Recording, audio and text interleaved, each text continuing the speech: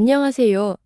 독서를 사랑하는 여러분, 소설 채널에 오신 것을 환영합니다. 저희 소설 채널에 오셔서 영상을 들어주시는 것만으로도 저에게는 큰 응원이 됩니다. 오늘 여러분과 함께 들어볼 이야기는 김동인 작가님의 딸의 업을 유려입니다. 이 작품의 부제는 어떤 부인 기자의 수기입니다. 마치 우리가 잘 아는 신문 기사의 제목처럼요. 지금부터 그 이야기를 시작합니다. 그것은 내가 사에서 일을 볼 때의 일이니까. 벌써 반 10년이 지난 옛날 일이외다. 그때 사회 탐방 기자로 있던 나는 봄도 다 가고 여름이라 하여도 좋을 어떤 더운 날 사회 임무를 띠고 어떤 여자를 한 사람 방문하게 되었습니다. 기차로 동북쪽으로 서너 정거장 더 가서 내려서도 한 30리나 걸어가야 할 이름도 없는 땅으로서 본래는 사에서도 그런 곳은 가볼 필요도 없다고 거절한 것이지만 그 전달에 내가 어떤 귀족 집안의 분규를 아직 신문사에서도 모르는 것을 얻어내어 잡지에 게재하여 그 때문에 잡지의 흥정이 괜찮았으므로 내 말을 거절하지 못하고 허락하였습니다. 사건은 그때 신문에도 다치키리로 한 비극으로 몇 회를 연하여 발표된 주지의 사실인지라.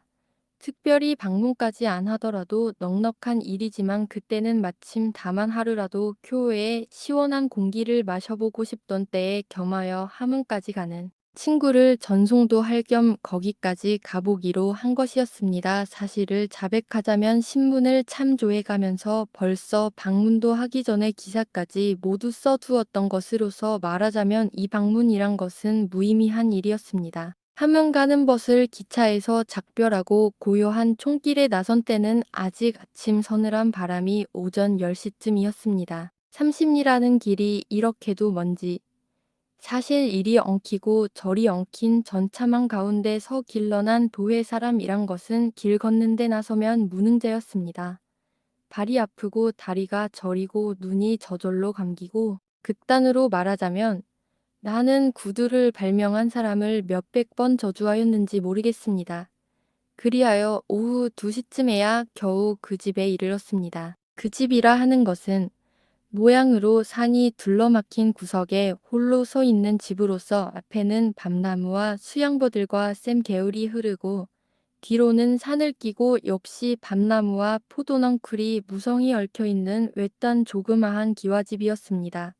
초라하나마 대문도 달리고 흙담도 있기는 하지만 모두가 썩어지고 무너져가는 일견 빈집같이 보이는 쓸쓸한 집이었습니다. 쓸쓸히 닫혀있는 대문을 열고 들어서매 이 집에 조화되지 않는 화려한 화단이 뜰을 장식하였고 그 화단에서 꽃을 가꾸고 있던 허연 노인이 나를 쳐다보았습니다. 이 댁이 최봉선 씨 댁이 오니까 이렇게 묻는 나의 쾌활한 소리에 노인은 의아하다는 듯이 그냥 보고만 있다가 어디서 오셨소? 하고 묻습니다.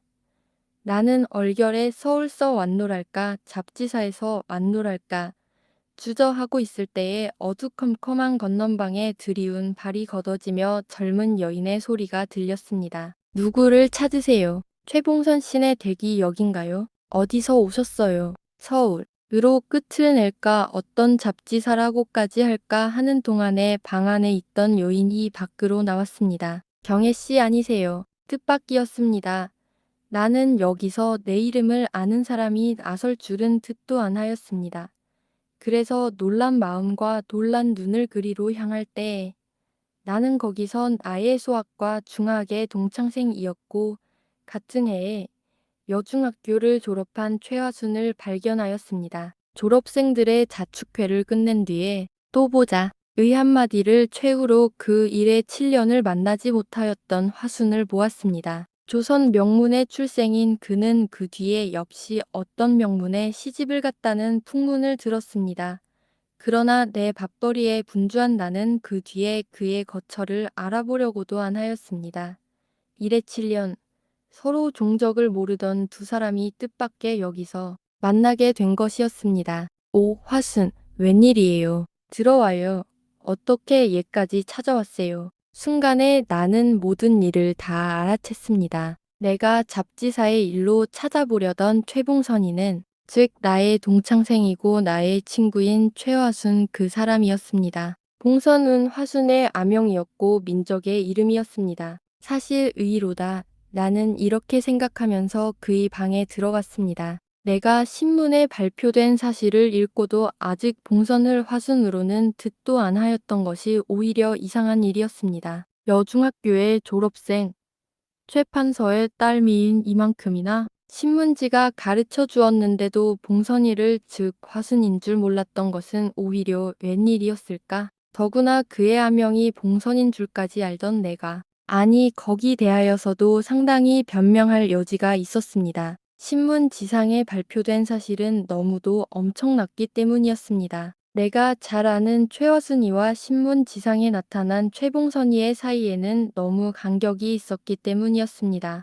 나의 친구 화순의 행동으로는 도저히 믿을 수 없는 일이 신문에 발표되었기 때문이었습니다. 참, 오래간만이구려. 몇 해 만이요. 7년, 8년. 아마 그렇게 넉넉히 될걸. 이러한 인사가 서로 사귀어진 뒤에는 우리 사이에는 지나간 옛날의 학생시대의 추억담이 꽃피었습니다. 꿈과 같고 꿀과 같은 지나간 해의 이야기에 그러나 우리들의 이야기는 그 범위에서는 한 걸음도 벗어나지 않았습니다. 학교를 마친 뒤로부터 오늘까지의 생활에 대하여서는 그도 이야기를 꺼내지 않았습니다.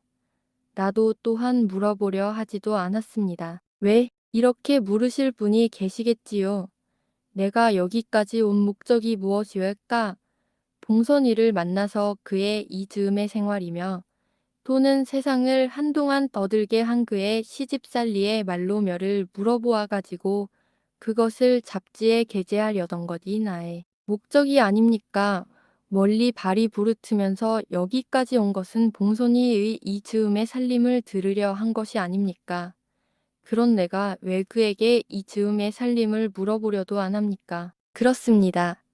나는 그에게 그것을 차마 물을 수가 없었습니다. 봉선이가 파순이와 동일이나라는 것을 안 순간 나는 신문 지상에 게재된 그의 소위 사실이라는 것이 모두 엉뚱한 오해인 줄을 알았습니다. 거기서 무슨 커다란 착오가 있는 것을 짐작하였습니다. 적어도 무슨 무서운 트릭이 있는 것을 짐작하였습니다. 간통, 화순이와 같이 이지에 밝은 여인이 과연 그런 행동을 할 수가 있겠습니까? 정열적인 사람이면 모르겠거니와 이지 덩어리와 같은 하순에게는 절대로 그런 행동은 없으리라고 믿습니다. 더구나 추상 같은 엄한 규율 아래서 길러나고 추상 같은 엄한 집안의 시집간 그로서 그런 행동을 하였다고는 화순을 아는 사람에게는 도저히 믿기지 않는 말이외다. 신문 기사에 의하건대 그는 그런 누명을 쓰고 시집을 쫓겨올 때에도 한마디의 변명도 안 하였다 합니다. 찾아간 신문 기자들은 다만 쓸쓸한 웃음을 볼 뿐 한마디의 이야기도 못 들었다 합니다. 그리고 그에게 대한 사회의 오해는 이 무언에서 나왔습니다. 그러나 이 침묵도 그의 성격에서 자아낸 것으로서 인종이라 하는 것을 인생 최대의 덕이라는 가정교육 아래서 길러난 그인지라 온갖 트릭을 무서운 자물성으로 참아왔을 것이외다. 모든 것은 내가 불초인 까닭이다. 이러한 문제가 일어난 것도 내가 불초인 까닭이다. 이러한 인종적 태도로서 그는 아직껏 참아왔을 것이외다. 그의 초췌한 얼굴은 그가 얼마나 분하고 억울한 것을 참아왔는지를 증명합니다. 온갖 사정을 서로 통할 만한 벗에게도 불평의 한마디를 사뢰지 않는 그 외다. 나는 그의 얼굴을 보았습니다. 이지와 온순으로 아름답게 조화된 그의 얼굴은 몇 해 동안의 인종적 생활에 무섭게도 예였습니다. 그러한 그에게 이 즈음에 그의 생활 혹은 당한 일을 물으면 무얼 합니까? 그는 다만 쓸쓸한 미소로써 대답을 대신 삼을 뿐이겠습니다. 그리고는 모두 내가 못난 까닭이지 하고는 한숨을 내쉴 따름이겠습니다. 화순, 지난 일은 다 꿈 같지. 한 토막의 추억담이 끝이 난 뒤에 나는 이렇게 그에게 말하였습니다. 참, 꿈이야. 다시 한번 그런 때를 만나보고 싶지 않아. 글쎄, 왜 그런지 외려 난 하루바삐 늙어 죽고 싶어. 그는 한숨을 지으면서 이렇게 대답하였습니다. 왜? 하고 물으려고 하던 나는 입을 닫고 말았습니다. 이야기가 이렇게 되어 나가면 저절로 그의 이즈음의 생활에까지 말이 미치겠습니다. 그로서도 그것을 이야기하는 것은 재미없겠지만 나도 또한 그 이야기가 듣기가 싫었습니다. 아니, 오히려 무서웠습니다.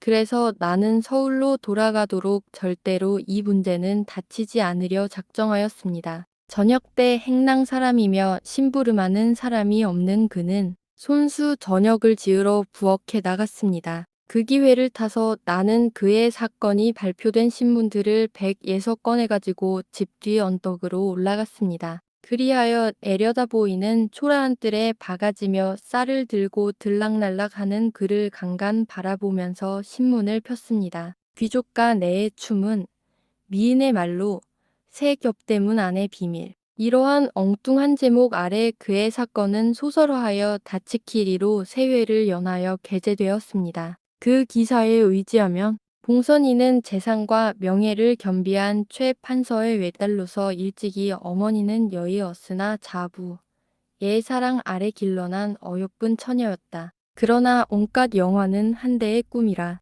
그 집의 가산도 아버지가 어떤 광업에 손을 대기 시작한 때부터 차차 기울어지기 시작하여 그가 여중학교를 졸업한 18살 적에는 재산보다는 오히려 빚이 많아지게까지 되었다. 그러는 동안에 그가 20살 나는 해에 그는 그의 아버지가 판서 시대에 같이 판서로 있던 M가의 시집을 가게 되었다. 이리하여 들에서 자유로이 놀던 아름다운 새 한 마리는 새 겹대문 안에 깊이 감추어진 조롱 속의 새가 되었다. 1년은 무사히 지났다. 2년도 무사히 지났다. 3년, 4년까지도 무사히 지났다. 그러나 한데 들의 넓음과 자유로움을 맛본 새는 조롱 속에서 끝끝내 참을 수가 없었다. 조롱에서 벗어나지는 못한다 할망정. 적어도 조롱 속에서라도 어떤 위안을 구하지 않을 수가 없었다. 더구나 M가의 호협한 기풍을 타고난 그의 남편의 밤낮 요릿집과 기생집에만 묻혀 있고 집안에는 돌아오지를 않음에 한참 젊은 나이에 봉선은 어떻게든 자기의 위안을 찾지 않을 수가 없었다. 그러면 어떻게? 몸은 새 겹대문 안에 갇혀서 자유로이 나다닐 길이 없으니 그는 자기의 위안을 어떤 곳에서 찾을꼬. 금년 정월 조승께다. 잘도 없는 침침한 깊은 밤. 혼자 있어야 할 며느리 봉선 애방에서 뛰쳐나온 한 괴한이 있었다. 명예와 가문을 존중히 여기는 집안인지라 이때의 일은 그다지 문제가 커지지 않고 쓰러지고 말았다. 엠판서의 사랑책까지도 이 소문은 안 나오고 말았다. 또 석 달은 지났다. 봉선의 남편 되는 사람은 어떤 혼이 들었던지 만 3년 만에 봉선의 방에 들어왔다. 밤은 깊어 고요한 삼경에 그는 문득 윗목에 인기척에 펄떡 깼다. 거 누구냐? 한마디뿐. 윗목의 괴한은 문을 박차고 달아났다. 문제는 이에 다시 커졌다. 잠시 꺼지려던 불은 다시 일어섰다. 분규의 분규 한 달 동안을 위아래 어지럽게 지낸 M집안은 5월 초승께야 겨우 문제가 악착되었다. 그리고 결과로서는 봉선은 자기 본가에 돌아가지 않으면 안 되게 되었다. 그러나 이때는 벌써 최 판서는 온갖 제 재산을 채권자에게 내맡기고 자기는 군, 산 아래 있는 산장으로 홀로 가서 늙은 몸을 외롭게 지내는 때였다. 봉선에 갈 곳은 거기밖에 없었다. 봉선은 그리로 갔다. 머리를 수그리고 외로이 있는 자기 아버지에게로 돌아간 아름다운 새 한 마리. 역시 머리를 수그리고 이를 받아들인 늙은 명문. 이 두 배우의 장래에 연출하려는 비극은 어떠할까? 우리는 괄목하고 그를 기다리자. 신문 기사 특유의 과장적 동정의 태도로 신문 지상에 나타난 그의 사건은 대략 이러하였습니다. 저녁 때부터 흐려오던 일기는 밤에는 보슬비를 내리기 시작하였습니다. 외로운 산촌의 빗소리를 들으면서 봉선이와 나란히 하여 자리에 들어간 나는 고남에 못 이겨서 어느덧 잠이 들었습니다. 그러나 웬일인지 깊이 잠들지 못하였던 새벽 2시쯤 하여 문득 깨었습니다. 깨면서 나는 보슬보슬 내리붓는 빗소리에 섞여서 나는 젊은 여인의 흐느껴 우는 소리를 들었습니다. 펄떡 정신을 차리며 화순의 자리를 만져보니 거기는 빈자리뿐이 남아 있었습니다. 가만히 발을 들고 내다보매 화순이는 토방에 놓인 찰자루에 기대어 엎드려 울고 있었습니다. 외딴 산촌의 빗소리에 섞여서 강간 그의 크크 흐느끼는 소리가 소름이 끼치도록 적적히 들립니다. 나는 발소리 안 나게 나가서 그의 뒤로 가서 그의 어깨에 손을 얹었습니다.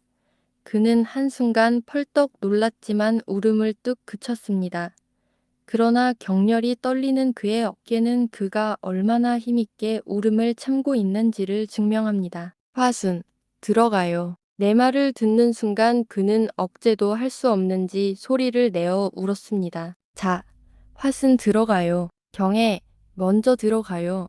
인제 들어갈게. 그러지 말고 자, 들어가요. 나는 그를 옆에 끼다시피 하여 들어왔습니다. 화순 나도 신문에서 보고 다짐작했어. 얼마나 분했겠소? 그러나 잘 참았어. 용하도록 참았어. 이전 학교 시대의 200여 명 생도가 교장에게 꾸지람을 듣고 울 때에 혼자서 눈이 말둥말둥 교장을 흘려보고 있던 그였습니다. 제3자인 내가 보아도 분한 것을 잘 참았어. 그래도 그때 왜 변명을 안 했소? 변명? 그런 일을 꾸며낸 사람에게 변명을 하면 무얼 합니까? 그것도 그렇긴 하지만 여하튼 대체 그때 일이 어떻게 되었소? 나도 신문에서만 보고 그렇진 않으리라고는 짐작했지만 한번 자세히 화순의 입으로 이야기해 주어요. 나는 지금 어떤 잡지사에서 일을 보고 있는데 다시 한번 문제를 일으켜서 그런 고약한 사람 그만두어요. 세상이 다 잊으려 할 때 다시 그런 일을 떠들쳐내면 무얼 합니까? 한 달만 지나면 세상이 다 잊어버릴 일을 그래도 분하지 않아요. 잠깐 그치려던 그의 울음은 다시 폭발되었습니다. 자, 그러지 말고 그 이야기를 한번 자세히 해봐요. 잠깐 침묵이 계속되었습니다. 아직 아버님께도 말씀 안 드렸지만 죽기 전에 언제든 할 말을 자, 경혜, 들어봐요. 그의 남편 비생, 화순과의 결혼이 재혼이었습니다. 전 마누라를 무식하다는 핑계로 쫓아버리고 그 뒤에 얻은 화순인지라 처음에는 의가 썩 좋았습니다. 신문지가 몇 번을 연거푸 부른 새 겹대문 안에도 향기가 있고 사랑이 있었습니다. 그러나 유전적으로 방탕함을 타고난 피는 한 1년 뒤에는 마침내 방탕한 놀이를 시작하였습니다. 그리하여 방탕의 재미를 본 피는 방탕을 시작한 지 반년쯤 뒤에는 안방에는 얼씬을 안 하게까지 심하게 되었습니다. 잠깐 안사랑해서 점심을 먹고는 다시 뛰쳐나가서는 이튿날에야 또 들어와서 점심을 먹고 이리하여 화순과는 대면할 기회조차 없었습니다. 그러나 화순은 아무 말도 안 하였습니다. 그 지아비에게 거역하지 마라. 이러한 말을 몇천 번이나 아버지에게 들은 그는 절대로 침묵하였습니다. 이것도 역시 저도 겠지. 이렇게 마음먹고 억지로 화평한 낯을 하고 있었어요. 그는 이렇게 말하였습니다. 그러나 어떤 날 그의 시어머니가 그를 불러가지고 아들의 방탕을 좀 말리라고 명하였습니다. 그 말을 듣고 그날 밤 그는 밤새도록 생각하였습니다. 시기는 여인 최대의 죄악이라 이러한 교훈을 아버지에게 받은 그로서는 남편의 방탕을 책할 용기가 없었습니다. 그러나 시부모의 말을 거역하지 마라. 한 아버지의 교훈도 또한 잊지 않은 바였습니다. 그리하여 밤새도록 생각한 결과 자기는 식이 많은 여편네로 보일지라도 시어머니의 말을 복종하여 남편을 책하는 것이 엠가의 며느리로서의 집안을 생각하고 시어머니의 명령에 복종하는 가장 적당한 일이라 결심하였습니다. 그리하여 안방에는 들어오지 않으므로 만날 기회도 없는 피를 어떻게 만나 석공고를 하였습니다. 그것을 힐끗 본 피는 그 다름으로 나가서 열흘 동안을 집에 돌아오지 않았습니다. 집안 차인이면 안복역이 가 모두 나서서 그를 어떤 기생집 아랫목에서 찾아온 때는 그는 갑자기 화순이와의 이혼 문제를 끄집어냈습니다. 그리고 그 핑계는 식이 많은 여편네는 가풍에 맞지 않는다 하는 것이었습니다. 그 이튿날 화순이는 시아버지에게 불려서 1시간 이상을 쉬기라 하는 데 대한 강서를 들었습니다. 자기는 결코 시기로서 그런 것이 아니라 시어머니의 명령으로 그랬노라고 대답을 하고는 싶었으나 이러한 일로 조금이라도 집안에 분규가 일어나면 그 책임자는 자기인지라 그는 다만 이후에는 다시 그러지 않겠습니다고 사과를 하고 나왔습니다. 그러나 며칠 지난 뒤부터 시어머니의 눈이 괴상히 빛나기 시작하였습니다. 시어머니도 차차 며느리를 적시하게 되었습니다. 다만 한 사람 믿고 온 남편과 집안 안의 모든 일을 다스릴 시어머니에게 밉게 보인 그는 그래도 모든 일을 모른 채하고 온순과 인종을 표대 삼고 나아갔습니다. 그저 참자. 이것이 처도이고 부도이고 동시에 여도겠지. 이러한 신념으로 그는 모든 일을 참았습니다. 트집 잡힐 일만 없으면 그뿐이 아니냐. 이러한 마음으로 모든 일을 웃는 낯으로 지내왔습니다. 이리하여 2년이라는 날짜가 지났습니다. 어떤 추운 겨울날 3월이라는 종과 둘이서 자고 있던 그는 문득 인기척에 펄떡했습니다. 누구야? 이 한마디에 어떤 괴한이 윗목 문으로 뛰어나갔습니다. 그는 곧 3월을 깨워가지고 나가보았지만 아무도 없었습니다. 그리하여 이 일은 아무도 알 사람이 없었을 터인데 그날 저녁에 3월이가 들어와서 하는 말에 의지하건대 어젯밤의 일이 벌써 무쪽년 놈들에게 소문이 퍼졌으며 그 말의 근원은 노만 이민 드집다는 것이었습니다. 화순은 모든 일을 다 직각하였습니다. 아무리 찾으려 하여도 화순에게서 트집을 찾아내지 못한 시어머니 혹은 남편 등 화순에게 누명을 씌워서 그것을 트집 삼으려 한 것이었습니다. 그러나 괴한이 뛰쳐나가는 것을 직접 본 사람은 하나도 없는지라 이 문제는 2, 3일 뒤에는 사가지고 말았습니다. 또 석 달은 지났습니다. 아직껏 4년 동안을 얼씬도 안 하던 그의 남편이 4년 만에 그의 방에 들어왔습니다. 그날 밤 이상한 흥분으로 깊이 잠을 못 들던 그는 또 윗목의 사람기에 놀라 깼습니다. 윗목에는 확실히 어떠한 사람이 있었습니다. 그 사람은 잠 깨기를 재촉하는 듯이 헛기침을 컥컥 뱉었습니다. 화수는 몸을 와들와들 떨었습니다. 무서운 트릭이었습니다. 먼저 번에는 확증이 없기 때문에 실패에 돌아간 그들의 계획은 다시 중인 입회하에서 실행된 셈이었습니다. 남편은 고난 잠에서 깨는 듯이 눈을 떴습니다. 그 뒤에 일은 간단하다. 어지러운 문제가 일어나고 그 결과로는 더러운 이름 아래 본가로 쫓겨가고 그 이튿날 강간 편지예요. 하는 말과 적적한 웃음으로 화순의 전송을 받고 서울로 돌아온 나는 얼마 동안 사의 일로 분주히 왔다 갔다 하느라고 화순의 일을 생각할 틈이 적었습니다. 그리하여 반년이 지난 뒤에 뜻밖의 화순의 부고를 받았습니다. 깜짝 놀라서 사해는 2, 3일 여행을 간다고 전화를 한 뒤에 기차로서 화순의 집에 달려갔습니다. 조선 가장 명문의 전형인 허연수염과 신누런 살빛과 고든 콧날을 가진 화순의 아버지는 마루에 걸터 앉아서 정신없이 뜰만 바라보고 있다가 내가 곁에까지 간 때에야 처음으로 머리를 들었습니다. 선생이 박경혜 씨요. 그는 느릿느릿한 말소리로 묻습니다. 네, 늦었소. 오늘 아침 장례를 지냈소. 한데 웬일이에요? 참, 그는 천천히 일어서서 안방에 들어가서 무슨 편지를 하나 내어다 내게 줍니다. 그것은 나에게의 화순의 편지였습니다. 그저께 밤이요. 나도 늙은 몸이라 잠이 늦은데 이 즈음 맨날 잠을 못 들어서 애쓰던 그 애네 방에서 그날 밤은 기침 소리 한마디 없지 않겠소? 하이상에서 건너가 보았구려.